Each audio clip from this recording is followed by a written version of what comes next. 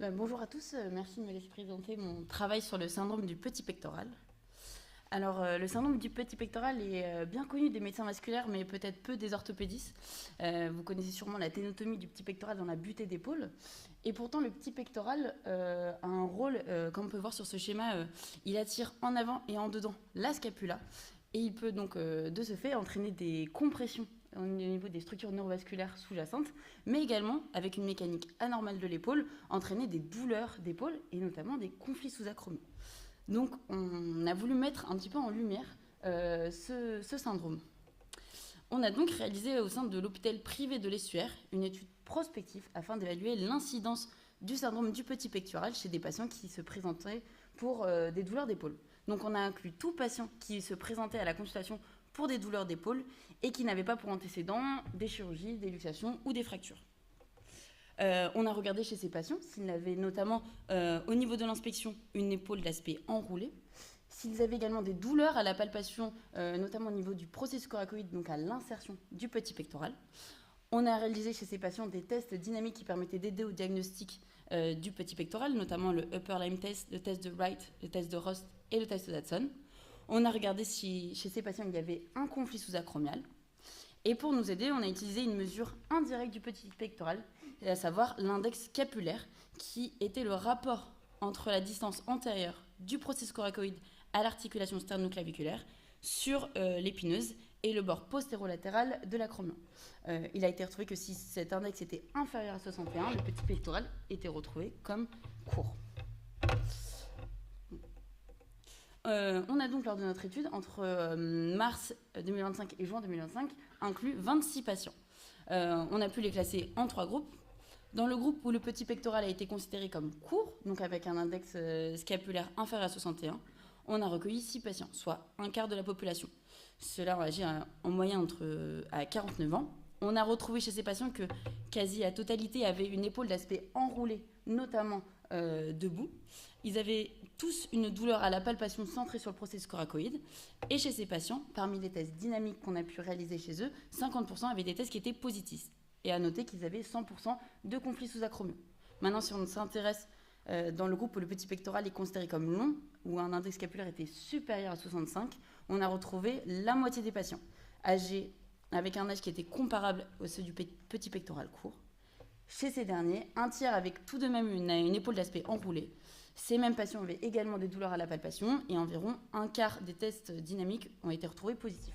On peut ainsi voir un petit peu la limite de ces tests qui ne sont pas forcément très spécifiques au petit pectoral et également la mesure indirecte du petit pectoral qui reste une mesure indirecte, qui mériterait donc des études à plus large effectif et également peut-être d'inclure une autre mesure indirecte, à savoir également le PMI qui peut être utilisé, qui se mesure à l'aide d'un mètre ruban, qui est la longueur du processus coracoïde au bord supérieur de la quatrième côte, divisé par la taille multipliée par 100. Il a trouvé qu'il était court s'il était inférieur à 7,44. Pour ce qui est de ce syndrome, les traitements qui sont à notre disposition sont un traitement tout d'abord médical avec des antalgiques et une rééducation. En cas d'échec, il y a des infiltrations qui sont possibles, mais également si on est en échec d'un traitement médical, des traitements chirurgicaux ont été proposés. Tout d'abord à ciel ouvert avec une ténotomie du petit pectoral centré, où on fait une incision à ciel ouvert centrée sur le processus coracoïde. Mais dorénavant, il y a eu des études qui ont montré qu'il y a également une ténotomie sous arthroscopie qui peut également être réalisée. Dans notre étude, la plupart de nos patients ont été améliorés après un traitement médical bien conduit.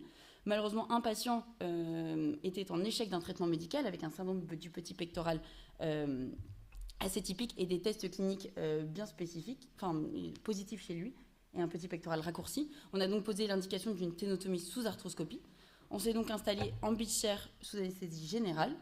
On a réalisé 2 voies d'abord centrées sur le processus coracoïde avec une voie plus médiale pour l'électrode.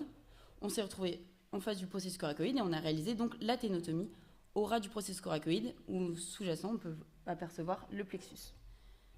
Plusieurs études ont décrit une technique d'arthroscopie qui a été similaire à la nôtre et qui décrivent tous une technique qui était faisable et également sans complications comme chez notre patient, avec des améliorations significatives de la douleur et de la fonction comme chez notre patient que l'on a pris en charge et un retour rapide aux activités.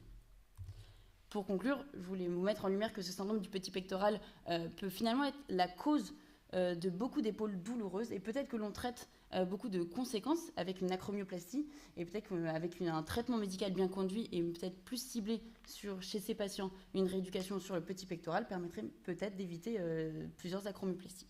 Je vous remercie pour votre attention. Merci beaucoup. Est-ce qu'il y a des questions dans la salle? Les rééducateurs, là, vous en pensez quoi? Qui se lance?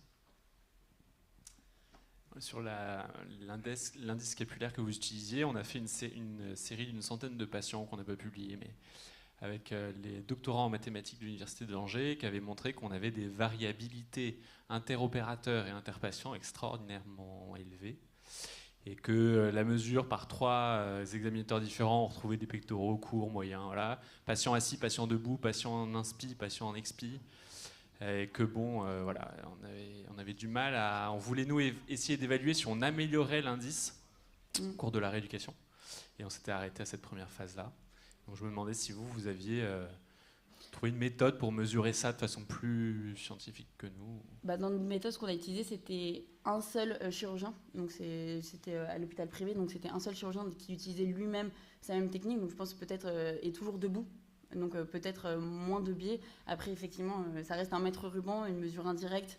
Donc effectivement, ils peuvent avoir des biais. C'est pour ça qu'on s'était dit que peut-être qu'une mesure indirecte n'était pas suffisante. Et peut-être, est-ce que si on mettait 2 mesures indirectes, peut-être qu'on arriverait peut-être à être plus précis sur cette mesure, parce que ça reste quand même facile à utiliser. Parce que sinon, les sondes d'électrons pour savoir la mesure... voilà, donc c'était dit, un seul chirurgien et 2 mesures indirectes différentes permettraient peut-être de plus cibler...